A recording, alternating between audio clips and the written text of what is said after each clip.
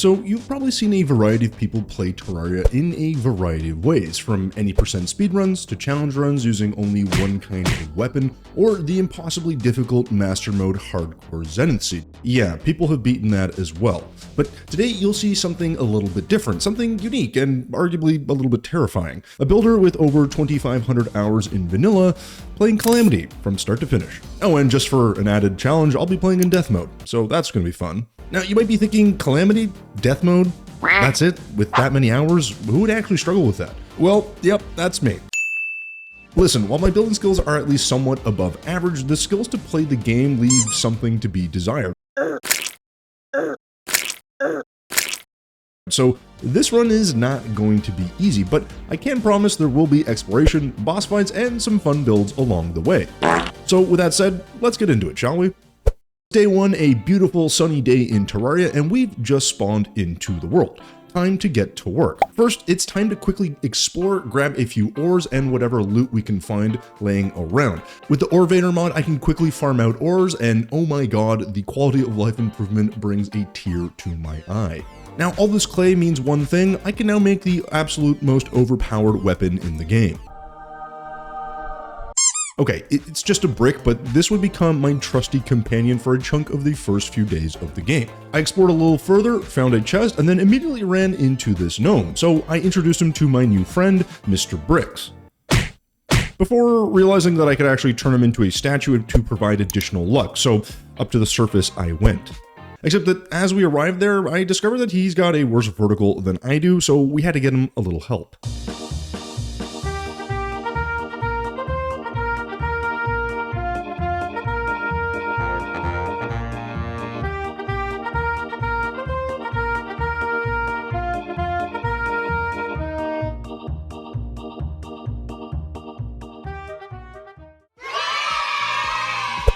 Then I continue my exploration until running into an enemy I didn't recognize, getting hit for 50% of my health, and quickly getting the hell out of dodge. And just like that, you can see it's already nighttime, and as I look at my spawn, I realize I do not have a safe place to survive at night, so it's time to build. And this would be the first masterpiece that I put on this map.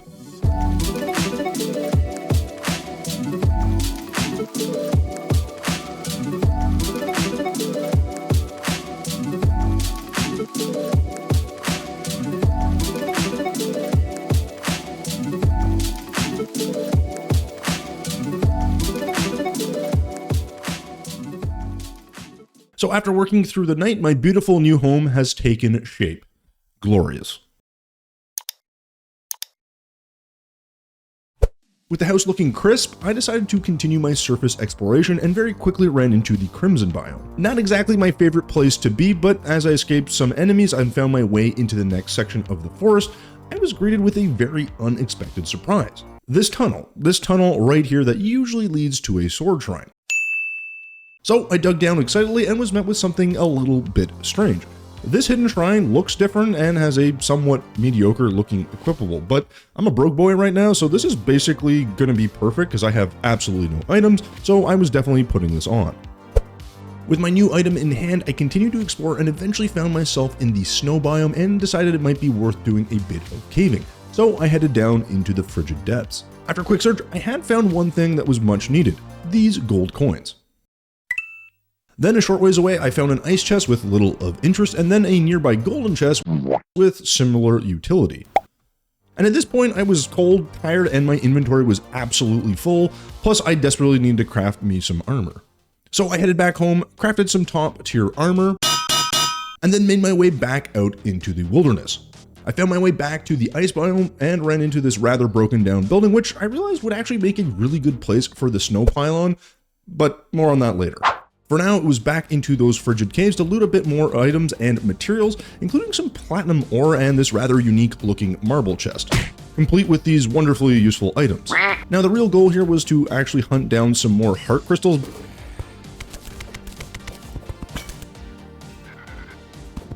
but my exploration eventually led me to this strange building. A sort of hidden lab that looks quite interesting and was hiding a few really unique items in this chest. After a bit of research and a bit of Googling, I discovered that these items, or at least some of them, would be a really crucial part of this Calamity journey, so finding these labs was going to be critical to my progression. Trust me, if you've never played Calamity, you're going to want to get these power cell factories up and running early. And speaking of progression, it was finally time for our first boss, King Slime. So after slicing and dicing my way through a number of his minions, the king appeared and was quickly dispatched by my expert swordsmanship.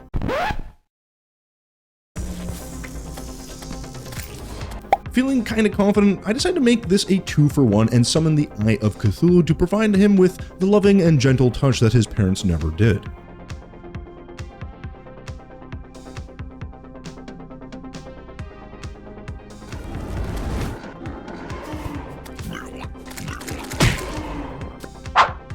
With King Slime and the Eye defeated, there was really only one way that I could think to celebrate this victory, and that was by building. So I began the process of designing a simple home for both the storage system and the NPCs.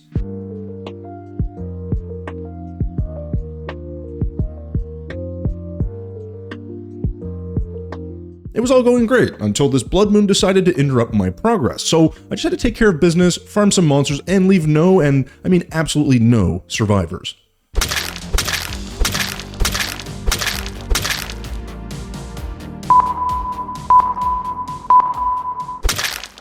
After that, I found my way past my NPC prison and into the sky, where I was met with this rather large planetoid that weirdly was holding another lab inside of it, though this one had a bit more of an interesting interior to it.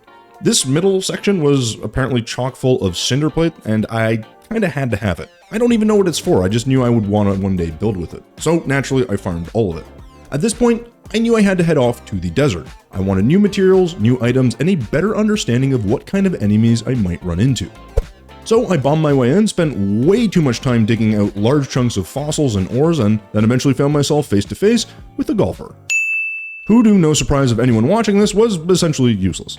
But what wasn't useless was this little shrine that I found as I continued to dig down. It contained an item that I would end up using for much longer than I probably should have, or that makes sense, and that's called the Luxor's Gift.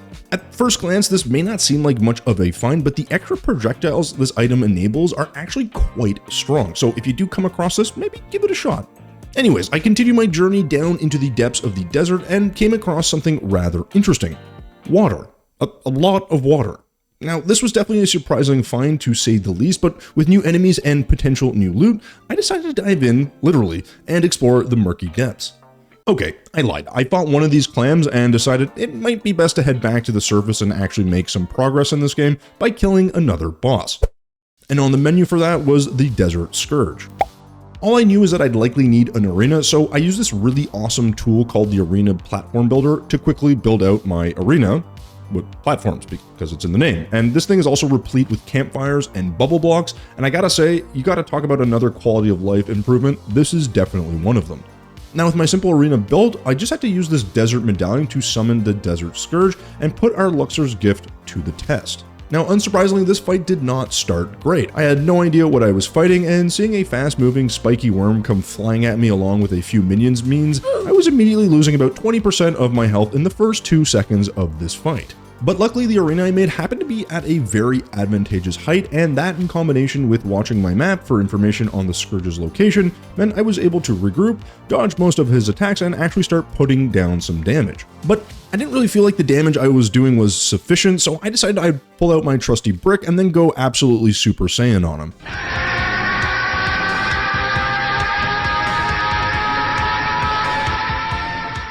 And in just a few short minutes, the final brick landed and I was victorious. The Scourge had been defeated and this new rogue class was actually starting to grow on me a little bit. So with victory in hand, I decided it was time to head home and move on to the next big thing. No, that's a lie. I totally farmed this boss for about another hour just to try and find myself a new weapon.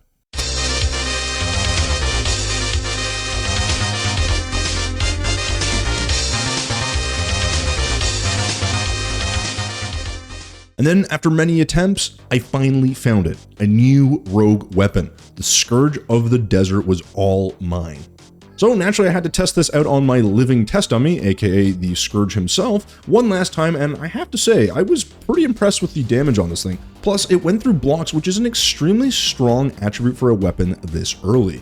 After my testing was completed and I was happy with my weapon, it was time to quickly head home, drop off some loot, and then sell off some items for cash. Then there was only one thing on my mind: the ocean under the desert. So I started to make my way back to the desert, dropped into the mine shaft, and found my way back to the strange water biome and dove in. And I gotta say, this is a large biome, and I was on the hunt for something specific: the boss for this biome, the giant clam. Now, I wasn't exactly sure where I was going to find him, but luckily by checking my map, I was able to quickly locate the clam and began the rather slow and annoying process of defeating it. I mean, seriously, what is this attack? Luckily, after getting used to the admittedly basic attack pattern, I was able to dodge more consistently and slowly chip away at its health. Listen, I never said I was good at the game, okay? Finally, after striking the killing blow on the giant clam, this NPC popped out and provided me with a whole lot of, well, nothing. Can't say I saw anything that was really useful, and I can't really say I'm surprised, so here we are. But this was kind of disappointing, and I figured that this couldn't be all that this strange biome had to offer,